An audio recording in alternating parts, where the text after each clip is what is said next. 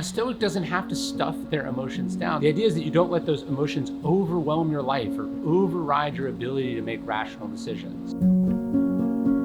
People think they know Marcus Aurelius, and we can imagine even in ancient Rome, where he's the emperor, the most powerful, important man in the world. They had statues of him. He was seen and worshipped by crowds. I think one of the beautiful, fascinating things about this figure who lived, nearly 2,000 years ago is that for all that we do know about him, he's been immensely studied. His private thoughts come to us in the form of meditations. Despite 2,000 years of fascination, of contemporary fame as well, he's still giving up his secret. I'm Ryan Holiday, and not only have I written a number of books about Stoic philosophy, but I've been lucky enough to speak about Marcus Aurelius and the Stoics to the NBA, the NFL, sitting senators, special forces leaders. But I've been now on a 15-year journey to understand Marcus Aurelius. Since I first read him in my college apartment as a 19-year-old, to reading him a little bit even this morning, he's always showing me something new. And so in today's episode, I want to talk about that. The things that you don't know about Marcus Aurelius, but certainly should, on a level that helps us understand ourselves a little bit better too.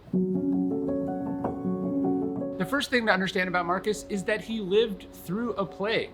People sort of vaguely understood that the Antonine Plague happens in Marcus Aurelius' time. That's why it's called the Antonine Plague. But I think it's only going through the COVID-19 pandemic over the last couple of years that helps one understand the way that an event like that would have shaped Marcus. One of my favorite quotes from Marcus, he says, there are two types of plagues. There's the one that destroys your life, and the one that destroys your character. Quote holds true. There are people who maybe they didn't get COVID, but they caught something much worse. Conspiratorial thinking, cruelty, indifference to other people. But Marcus's life is shaped by the plague. It's also an opportunity, a crisis for him to respond to as a leader. Actually, one of the things he learns from his stepfather, Antoninus, was to listen to experts. And this is why Marcus puts Galen, the great medical mind of his time, in charge of the pandemic response. But also the exercise of memento mori for the Stoics, the idea that life is short, that you could go at any moment. This is something Marcus would have experienced firsthand. He witnessed death all around him.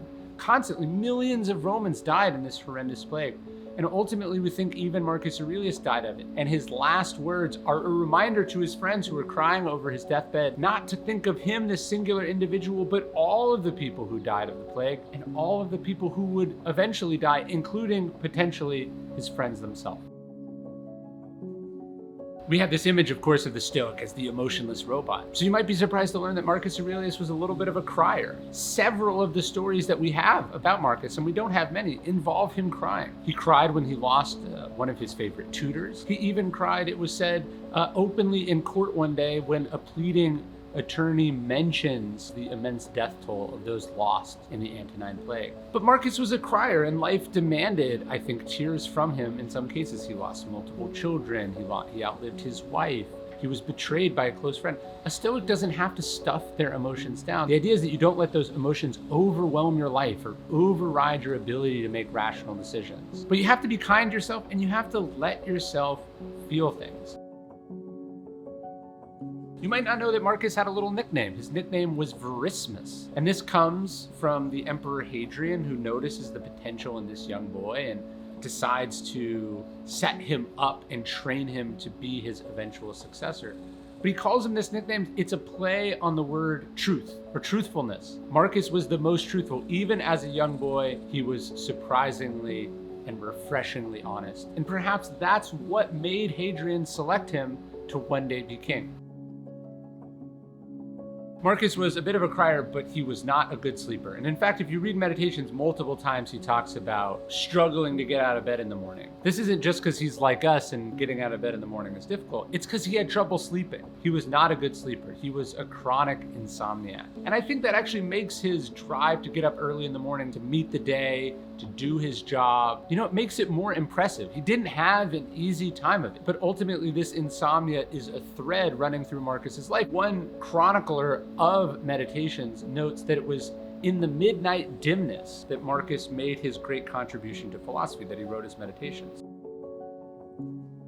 Marcus had a sense of humor. Again, the stereotype of the Stoic being joyless, emotionless, it's wrong. In one of his letters to his tutor Fronto, he talks about this prank he played on a shepherd. But one of my favorite examples of Marcus Aurelius' humor is he jokes in Meditations about a man so rich he had nowhere to shit in his house. His house was so filled with stuff that he didn't have any room, and Marcus was mocking him. But I like the idea that this dour and serious Stoic still had room in his life for literal toilet humor.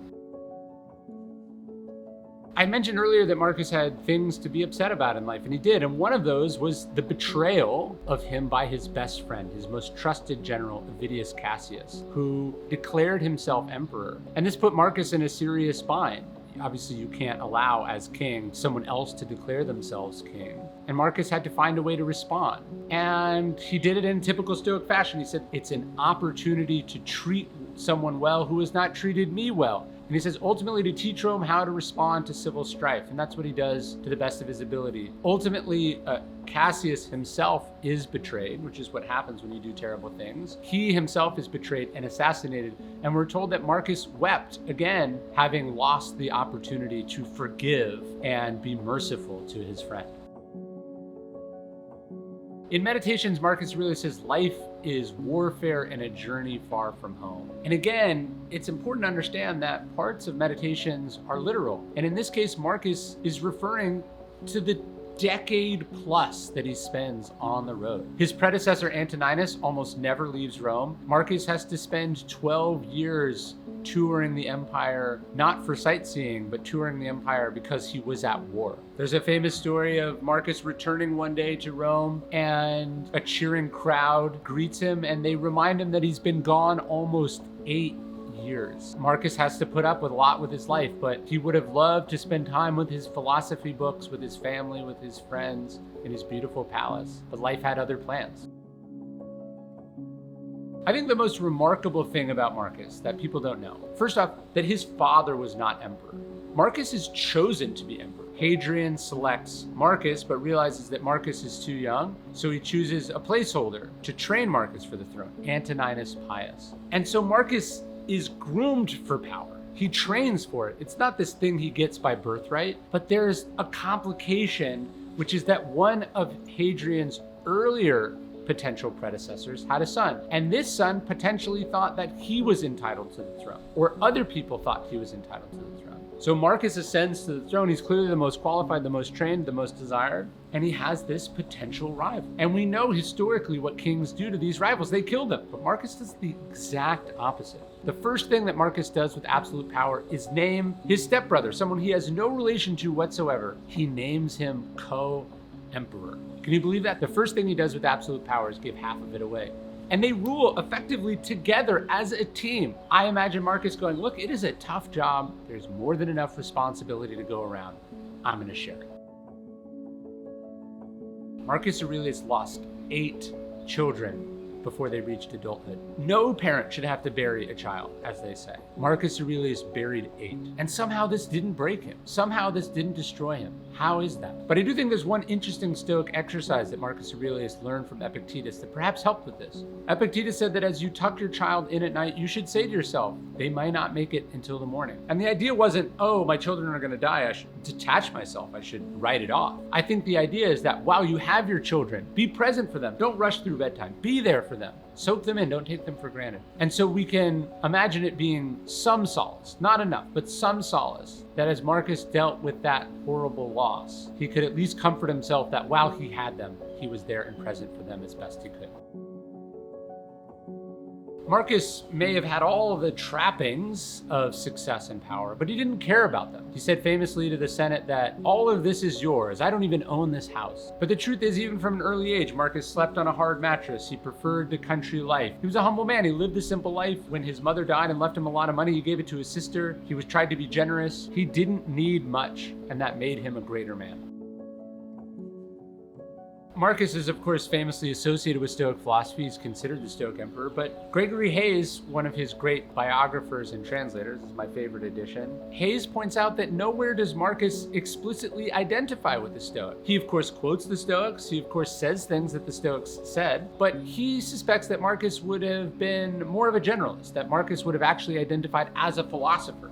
What Marcus loved was philosophy and wisdom and anything that could help him get closer to the good life, to truth, to justice, to wisdom, to courage. But Marcus identified instead more as a philosopher than a specific school.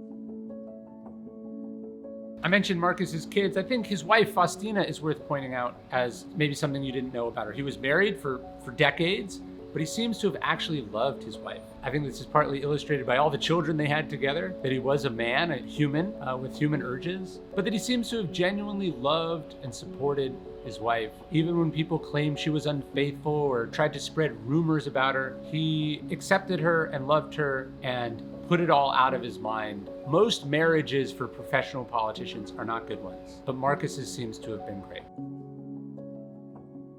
You might not think of Marcus as a guy who doubted himself, who had what we now call imposter syndrome, but in fact he did. We're told that when Marcus was informed he would one day be the emperor, he broke down, again in tears. He doubted whether he had what it took. He thought of all the bad kings in history, all the terrible things that they'd done, and he wondered if he could escape that, if he could still be a good person and be a king. So this is him doubting himself. He questioned whether he could do it, which I think is good. If you think, of course I can do it, I'm great, everything I do turns to gold, I don't think that's the right attitude. It's good to question yourself. It's good to have doubts. But then the day before he ascends to the purple, as they say, Marcus has a dream. And in this dream, he has shoulders of ivory. And this reminds him, he's stronger than he thought. He's strong enough to bear this. His shoulders can bear the load. And I love this image, the image of the ivory shoulders. You too are stronger than you know. We're stronger than we know. And that's what Marcus realized, and that's what helped him get over his imposter syndrome. Marcus has what might be the most magnanimous and impressive garage sale in history. In the depths of the plague, as Rome's treasury is depleted, as the economy is falling apart because of the devastation of the Black Death, Marcus holds a garage sale. He walks through the imperial palace and he marks goblets and jewels and robes and couches. He and his wife's most valuable possessions he sells on the lawn of the palace. Not to raise money for himself, but to raise money for Rome. He doesn't care about the trappings. Remember, we talked about the simple life. Marcus's love of the simple life allowed him in this great moment to demonstrate an example of selfless leadership, of eating last, of putting others first. And I think it's one of the great moments of his life. We tend to think of philosophers as bookish, but Marcus was a nerd and a jock. He fought, he wrestled, he rode horses, he hunted, even with Hadrian. He was a man's man in that sense, but he was also a lover of wisdom and a lover of poetry and plays. We see this in Meditations. And I think it's a reminder, you don't have to be one or the other. You can be anything you want to be. Just be yourself. Follow the interest that you have. There's a great expression though, mens sano in corpore sano. Basically, strong mind in a strong body. And I think that's what Marcus was. Marcus was someone who never stopped learning. There's a great story about Marcus towards the end of his life. He's an old man, one of the rare moments that he's there in Rome. He's leaving the palace carrying some books with him, and a man says, "Marcus, where are you going?" And Marcus says, "I'm off to see Sextus the philosopher, to learn that which I do not yet know." And the man marveled how amazing it is that the emperor, the most powerful man in the world, is still taking up his tablets and going to school. And that's how you have to think about education. Marcus's life is changed by a single book, in the same way that my life was changed by someone recommending Marcus Aurelius and Epictetus to me. Junius Rusticus, this is Marcus Aurelius' philosophy teacher, hands him a copy of Meditations. And he thanks Rusticus in Meditations for introducing him to Epictetus' lecture. He said, for loaning me his own copy. I just love the idea that all of history is shaped by this chance book recommendation. But it's not just the recommendation, right? I'm sure lots of people recommend lots of books. Epictetus has been recommended by lots of people. It's that Marcus followed it up. He read the book, and then most importantly, he applied it. Marcus's own book, Meditation, he was writing it to himself. He had no idea this would be published, that we would be talking about it today. He might well be mortified, right? This isn't a work of published performative philosophy. It's the private notes of the most powerful man in the world. although Marcus was Roman and the Romans spoke Latin. He wrote to himself in Greek because it's a more beautiful language, because Greek was the language of the philosophers. And again, it's just a remarkable achievement that even a single passage in this book is intelligible or usable or universal as it is, because he wasn't thinking about you at all. When Marcus says, you do this, you should do this, you need to stop doing this, he's not really talking to you, talking to himself, but he's doing it so specifically and earnestly and authentically that it has impact and resonance with all of us all these years later. The last thing you should know about Marcus is how he departed from this world. Marcus supposedly spends the last minutes of his life telling his friends, why are you weeping for me? Think about the plague, he said. Think about the people it's claimed. Think about your own fragility and mortality. That, we understand, was said in the last moments of his life. But even the last pages of Meditations point at this as well. He says, you've lived your life as a great citizen in a great city, 500 years or 100, what's the difference? The laws make no distinction. And he says, now you're being sent away. Why is that so terrible? He said, like the curtain coming down on an actor, but I've only gotten through 3 acts. He says, yes, this is a drama in 3 acts, a length fixed by the power that created you and now directs your dissolution. Neither was yours to determine. And then these are the last words that he publishes, and they're worth remembering and carrying with us today. Those are just some things that you probably didn't know about Marcus that I've benefited so much from learning over the years, and I continue my study of him. I've read this book now 100 times. I've read biographies of Marcus. I've studied him 1,000 ways from 1,000 angles. And we have some other good videos, which we'll link to, where you can figure out how to read Marcus Aurelius and other things you should know about him. But I wanted to leave you those unexpected facts about Marcus Aurelius, and I hope they leave you something to chew on. If you want to learn more about Stoic philosophy, totally for free, you can sign up for our daily Stoic email. It's 1 free email every morning, the best of Stoic wisdom, dailystoic.com/email.